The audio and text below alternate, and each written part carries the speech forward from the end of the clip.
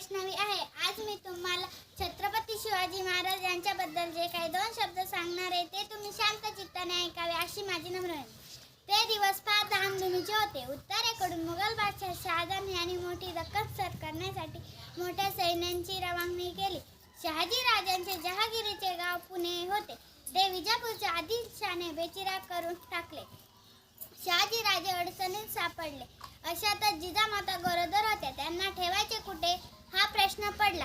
शहाजी राजांना शिवनेरी किल्ल्याची आठवण झाली. शिवनेरी हा किल्ला मजबूत किल्ला आहे.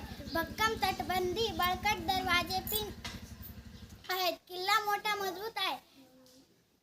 शहाजी राजांनी जिजामातांना शिवनेरीवर ठेवून मुघलांवर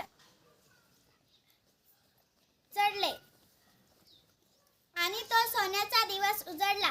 फाल्गुन वद्य शके म्हणजे 1551 म्हणजेच इंग्रजी वर्षाप्रमाणे 19 फेब्रुवारी 1630 रोजी शिवनेरीच्या नगरखान्यात समय चौघड वाजत होती. अशा या मंगलक्षणी जिजाबाईंच्या पोटी पुत्र जन्माला आला. किल्ल्यावर आनंद झाला. बाळाचे बारसे झाले. शिवनेरी किल्ल्यावर जन्म झाला म्हणून बाळाचे नाव शिवाजी ठेवले. शिवरायांची पहिली 6 वर्षे धावपळीत गेली. पण या धावपळीतही जिजामातांनी शिवबांना उत्तम शिक्षण दिले. जिजामाता शिवबांना सायंकाळी जवळ घेत मायेने कुरवाळत त्यांना भीमाच्या, कृष्णाच्या, अभिमन्यूच्या गोष्टी सांगत. तसेच कधी संत नामदेव, संत तुकाराम, संत एकनाथ यांचे अभंगही म्हणून दाखवत.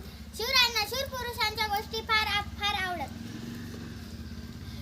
शिवबांनी लहानपणापासून स्वराज्य स्थापन करायचे हे स्वप्न पाहिले. त्यांनी रायरेश्वराच्या मंदिरात स्वराज्य स्थापनेची प्रतिज्ञा घेतली आणि 1674 मध्ये त्यांचा